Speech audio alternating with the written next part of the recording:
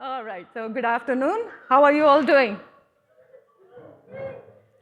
First of all, I would like to thank you very, very much for being here with us. And today we are actually going to talk to you about optimizing network efficiency and strengthening multi-cloud connectivity.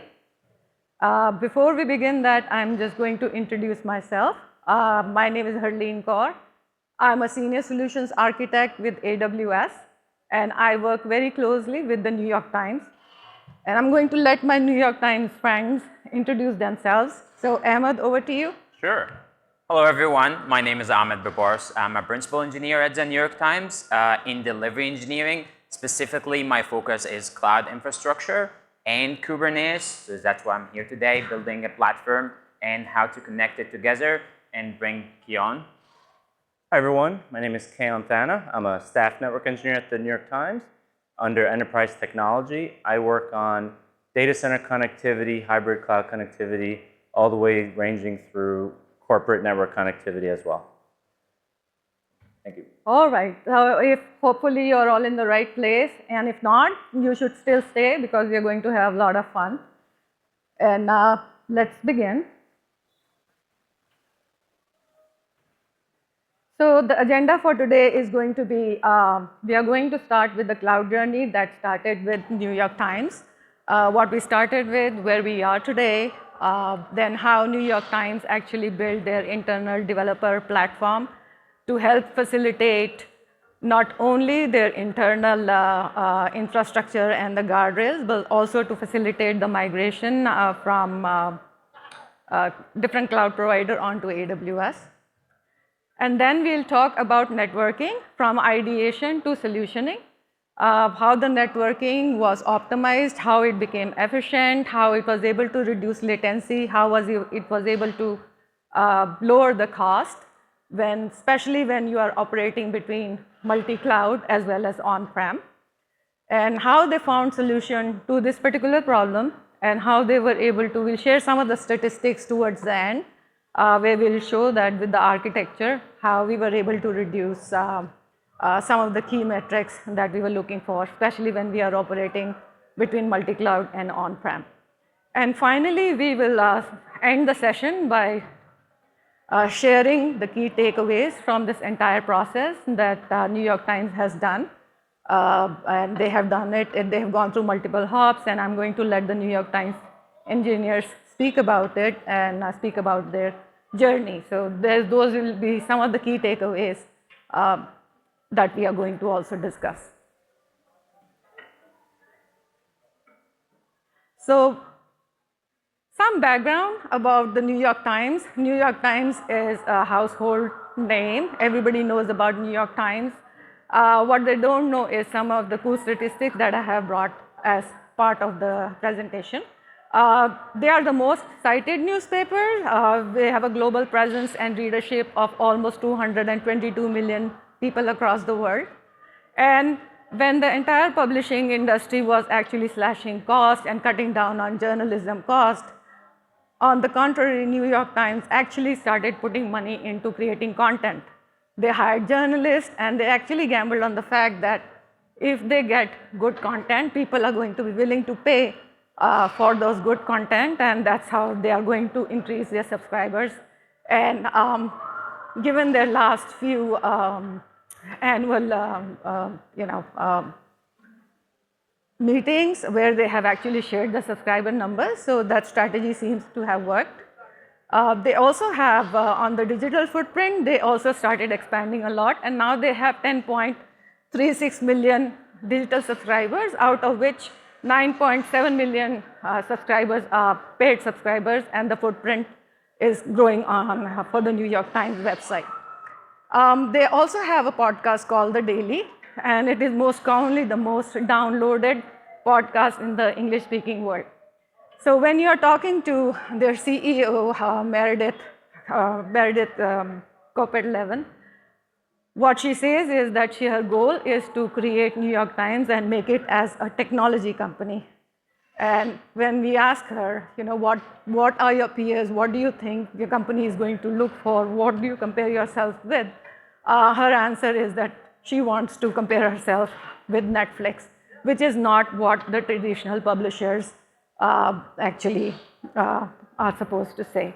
So with her vision, with her strategy, I think she's going to make that happen.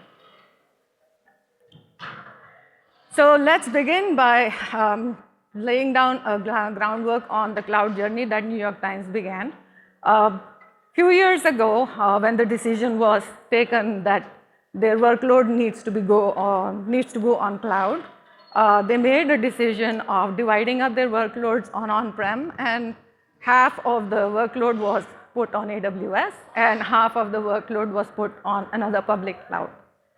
And for few years, this thing actually worked. And then a couple of years ago, they actually made a decision that they're going to migrate about 80 to 90% of their workload from the other public cloud onto AWS. And when I say are we done there, are we done that? Because we partnered very closely with the New York Times. We have worked with their organization, and we have planned with them, and they have executed, and we are still on our way. It's not so fast, but we are in the process. And some of the stories, some of the use cases that we are going to share with you today will actually take us through that journey of how we started the migration, what was there, how was the foundation laid, and how it was operationally made efficient. And we'll be sharing, as I mentioned before, some of the key statistics. And I'm going to hand it over to Ahmed for the next topic. Thank you, Harleen. So before I start, let me ask a couple questions. How many of you are building their internal developer platforms at your organization? Can you raise your hand? Great. How many are using multi-cloud architecture?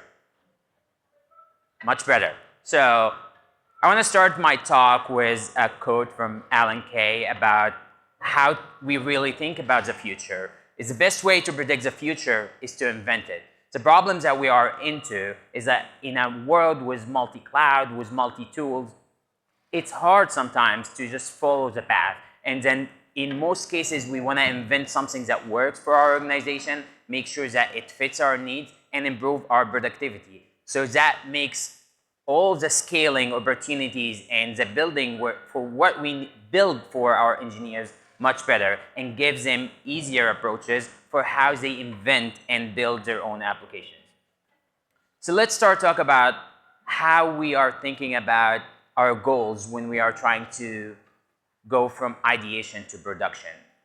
First and foremost, we have to think about how we really drive a consistent experience across the entire organization for our engineers to be able to build more, faster, more efficient, removing all of the roadblocks in front of them and still accelerate all of the entire development lifecycle. But that's not all. If you have engineering teams, they're all experts. They know what they are doing, but they spend much time in building repetitive tasks when they try to do infrastructure, when they try to do management. So how we reduce all of that and make it more efficient for them so they can solve the problems that they are tasked with and build more products more efficiently. And with a world with multi-cloud and with multi-tools, we are facing with a problem on how we do that efficiently when we are working across multiple distributed systems between different environments, different cloud providers, and even different regions and different continents. So to talk more about this, we want to go in why we are doing this and what are the most critical pillars for building a platform at our organization and maybe at your organization. So let's start by standardization. The first step to make something more efficient is to standardize it, to make sure there are no roadblocks, all of the experience is cohesive and consistent across the organization. So whether you are a new hire or a senior engineer, you get the same experience over and over when you are trying to build your next service, your next idea, your next product. And the next logical step is efficiency. How to do this in a more efficient way that we eliminate all of the repetitive tasks and remove all of the complexity and have abstraction on top of our infrastructure to make all of the platform capabilities mature to deliver these tasks. And then integrations. Like, we are not trying to build a platform with a set of tools. We are trying to build a cohesive capabilities across the organization that integrates with multiple systems and multiple cloud providers. So to do that, we have to focus on how to abstract and integrate all of these systems and tools into the platform to make the experience much better. Next, scaling. It's more important. When you think about a POC on ideation, it works, but how to take this to the next level and move it to production, how to scale it from like 0 to 100, how to make that possible with also make it faster and reducing all of the overhead that it's necessary in the platform. So your engineering team don't have to spend more time thinking like, how I really scale my application. Their main task is literally thinking about how to create the best product for your customer. And at the end, visibility. You can't really improve what you don't know or what you can't see. So to be able to improve something, you want to be able to see it. So building a platform, giving you more performance insights to understand like what areas that you want to improve, giving you cost insights, what areas that we should reduce tasks on. And that's where like the key element of how you build a platform for your organization to help like scale and accelerate the productivity to make it even faster and build more. So these are not theoretical elements, these are practical. So let's take them and try to apply them to how we built our cloud infrastructure foundation on the platform. So our platform is built on a multi-account architecture, and I will walk you through why we decided to do that. So first, talk about standardization. We decided that we build platform accounts that they are more centralized, more standardized on EKS. So that's where our runtime lives. Everything works. We have all of our like blueprints, and all of the runtime team and platform team are able to deliver faster experience and better and more best practices. But like how we do this when we try to scale, because applications is not about only runtime, they're about many more. Let's talk about how we give our engineering teams the capability to be able to launch more resources for their application. Are we talking about database? They can use an RDS in their account. Are we talking about Elastic Cache? Are we talking about S3 bucket? All of that is there for them to innovate. And we provide all of the blueprints. But something is missing here, how we connect all of these pieces together. So we bring Transit Gateway into the process of how it's all connected.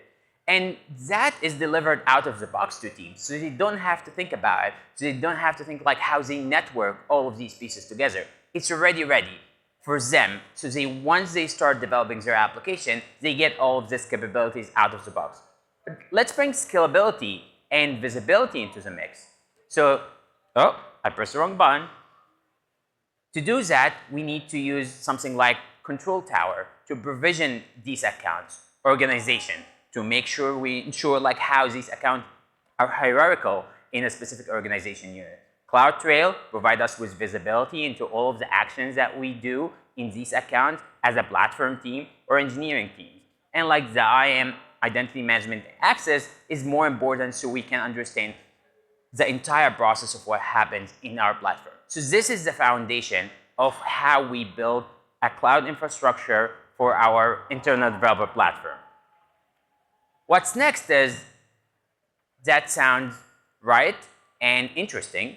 However, when we talk about this from a networking perspective, we have seen different pieces and different problems that arise over time. So we started with this, and that works great. But then you start to get like 10 accounts, 100 accounts, 1,000 accounts, you have more problems you go through. So what are these problems that we face, and how are we solving them? So cost in networking is expensive.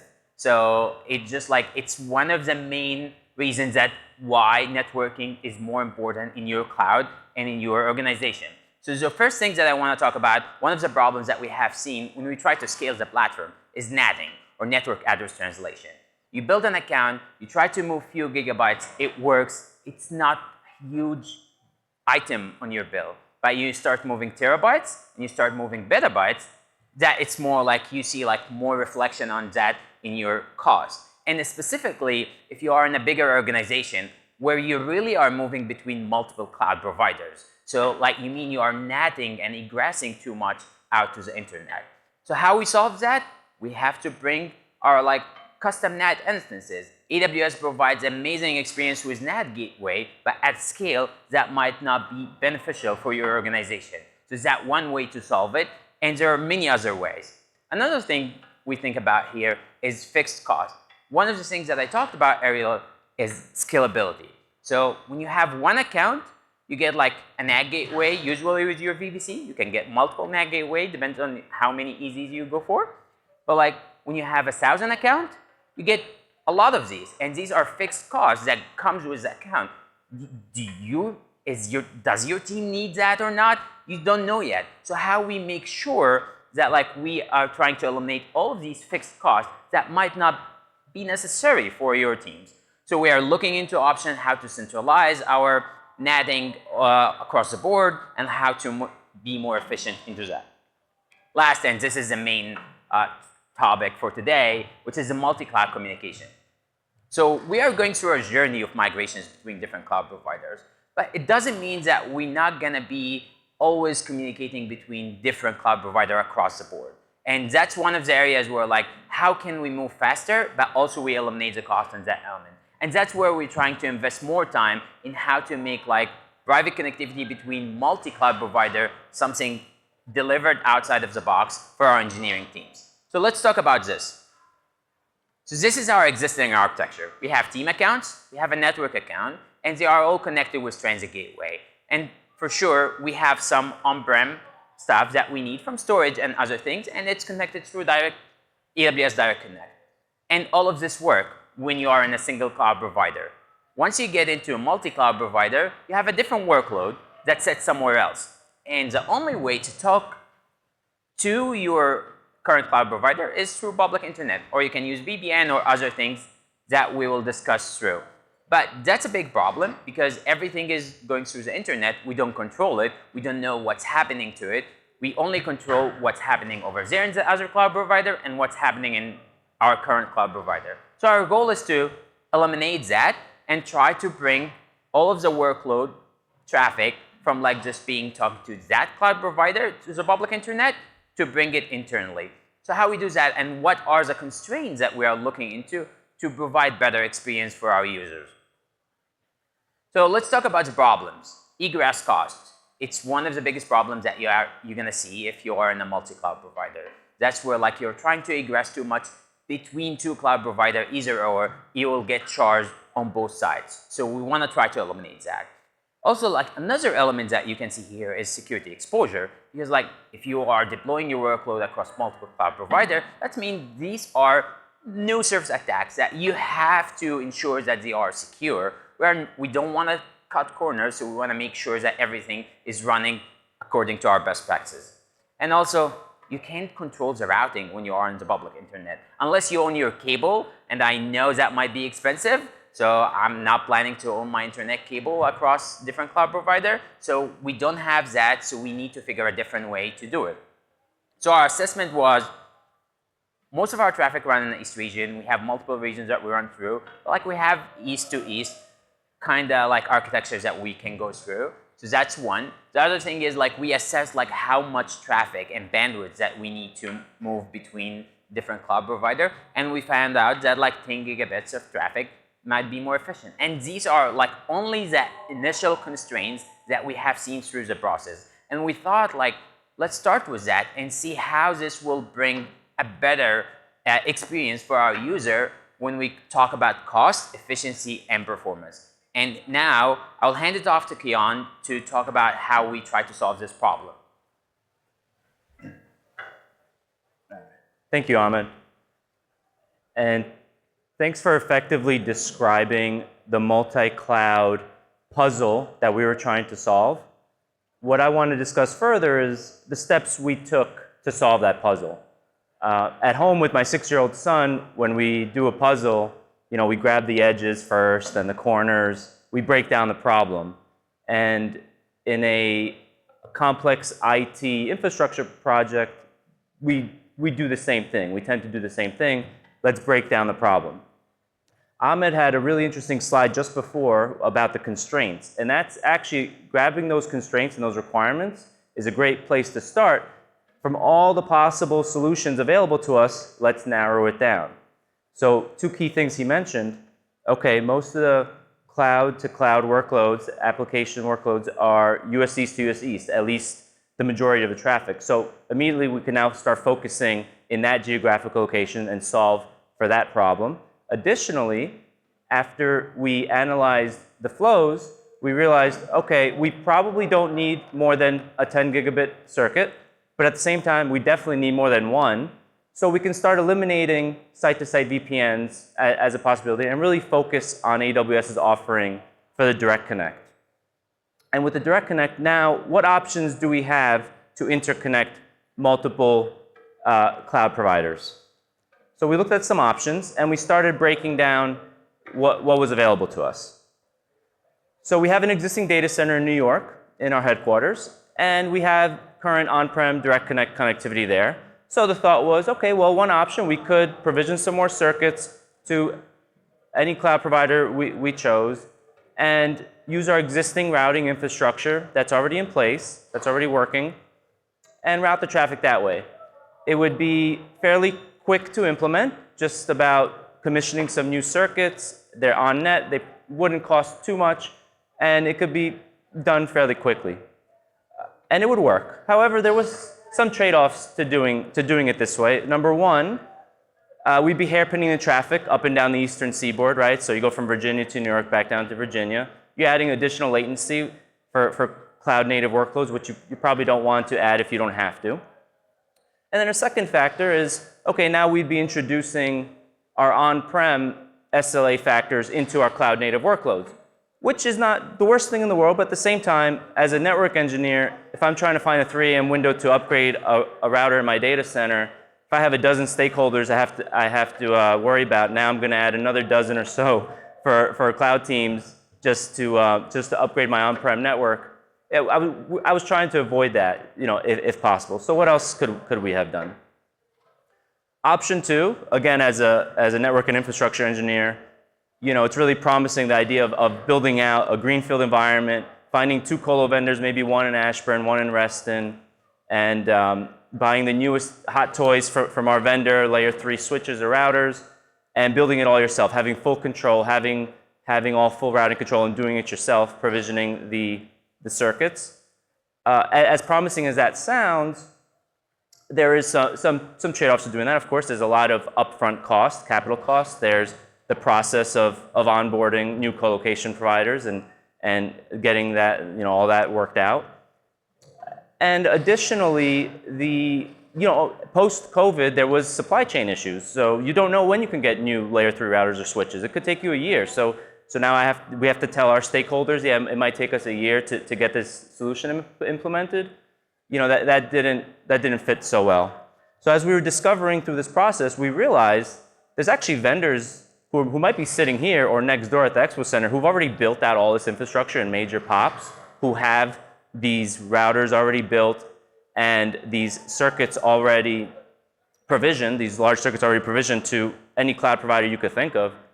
So we could rent a slice of those routers, get our own virtual router in these major POPs with redundancy, and connect that way, and then provision our circuits that way. And it could scale up and down, network as a service, right? So you can do it monthly or yearly terms, and we had the flexibility to do that. Now, as an engineer, you still get BGP routing, community strings, prefix lists. So you get 90% of the feature set that you would with your own equipment. Of course, you're not going to get all the nerd knobs, right? You're not going to get everything, but honestly, 99% of those nerd knobs, unless you have very specific use cases, we probably shouldn't be playing with those anyway. So, get your routing in place.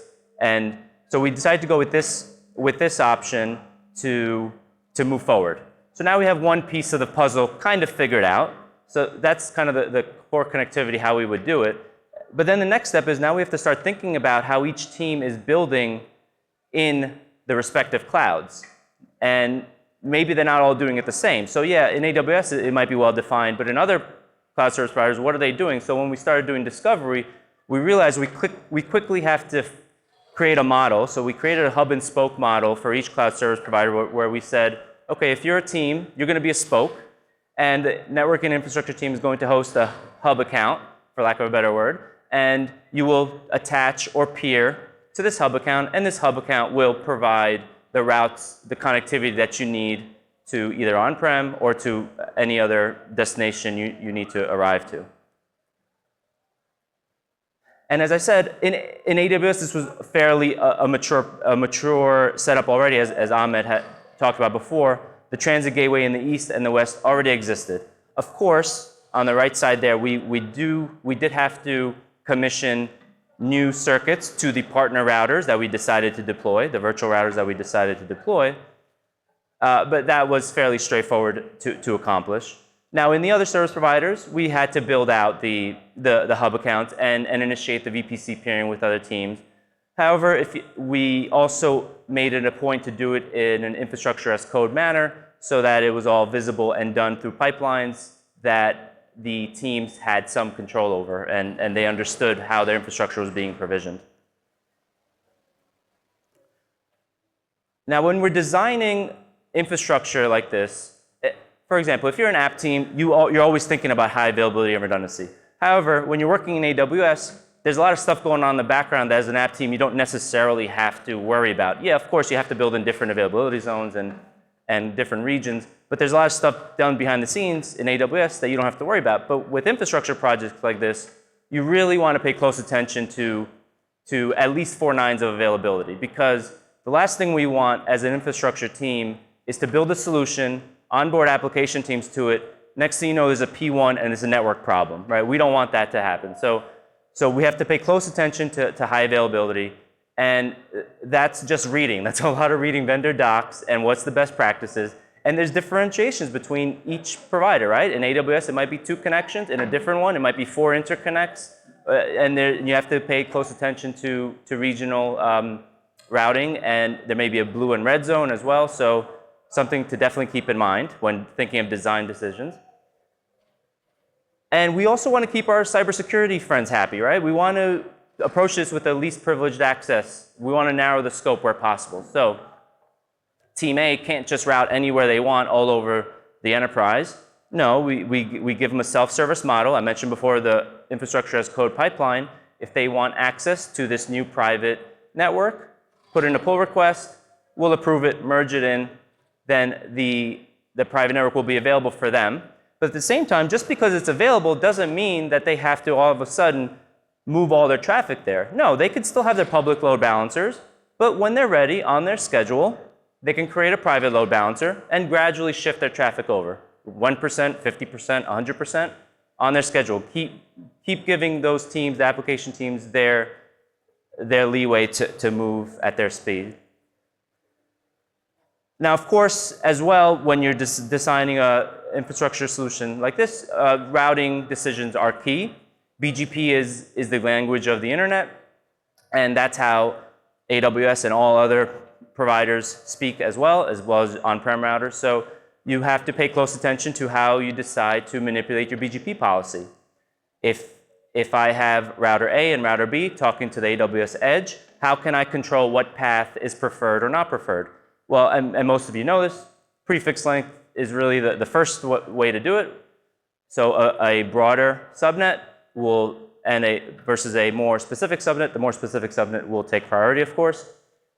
And then there's some more advanced techniques as well. So if router A is sending a 10/8 to the AWS edge or to any cloud service provider edge, and router B sends the same 10/8, but at the end of that, there's a community tag that says 7224:7300, well, now the AWS router is going to prefer that path because the AWS router is going to edit the local preference on that router to be higher than the other path.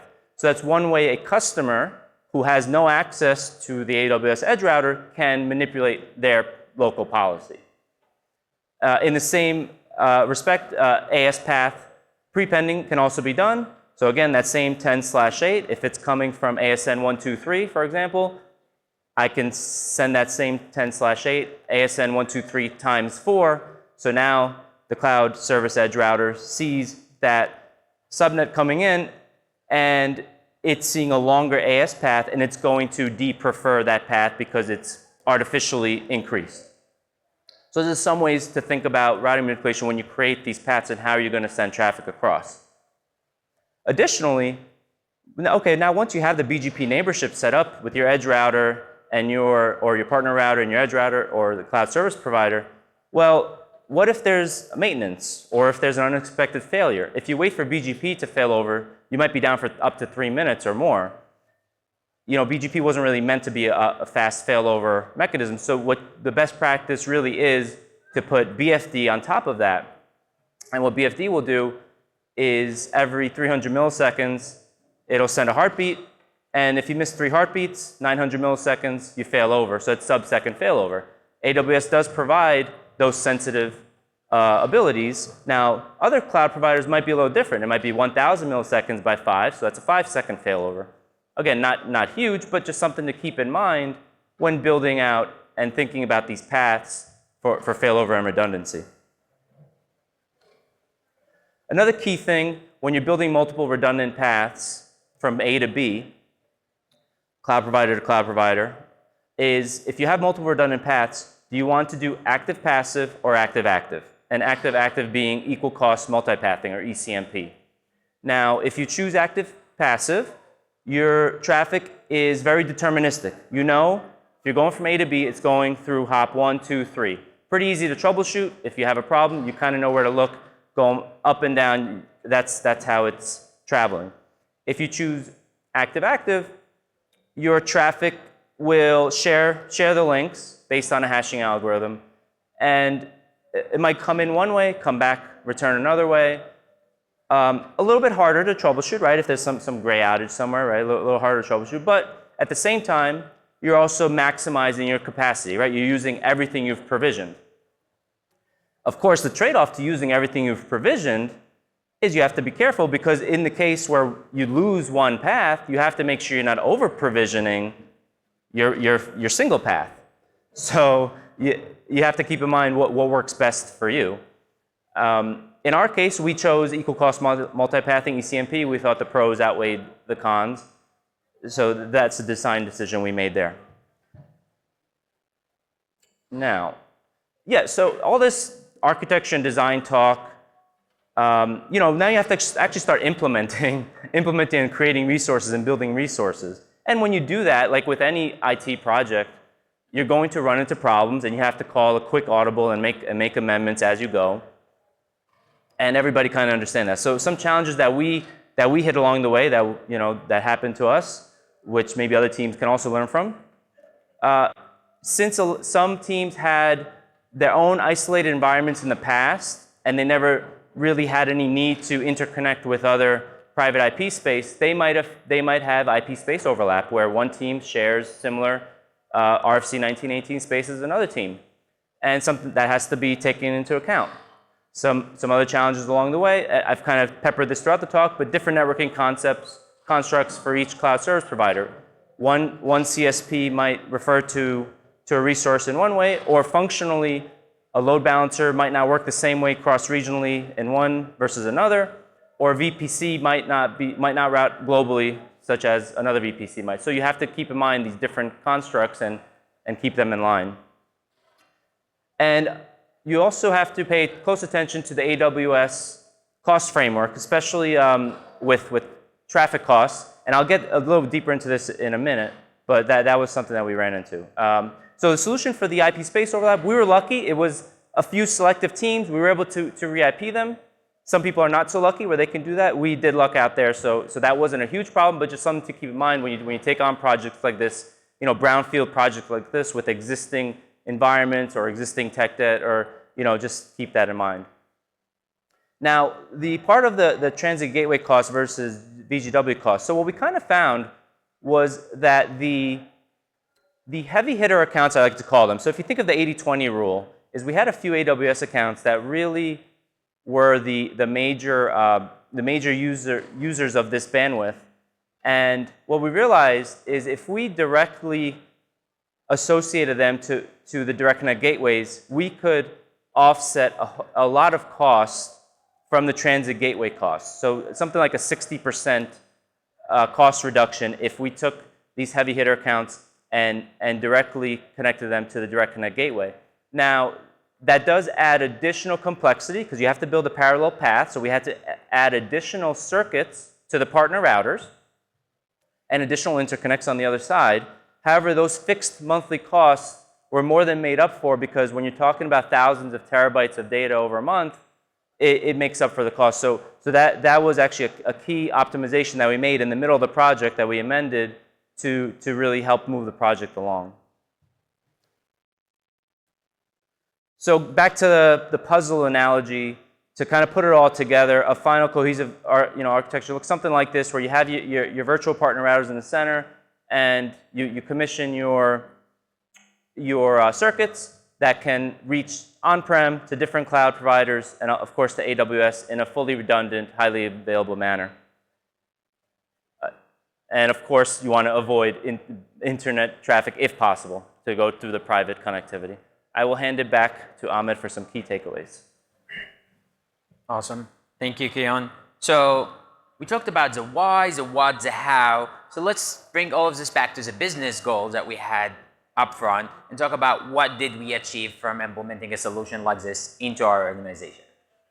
So first, we got a 60% reduction in our data transfer cost. And this is basically because we are eliminated all of that egress costs that happen between multiple cloud provider. We've taken like internal routes, so it's more efficient, and like we eliminated all of that cost. And this is significant. We are not talking about gigabytes of data, we're talking about petabytes of data in production right now. Another thing that we have seen between different applications and different cloud providers communication, that services are more efficient 20 to 40% on HTTP latency. That improves the application. It's added value to applications that are using this pattern now into our platform.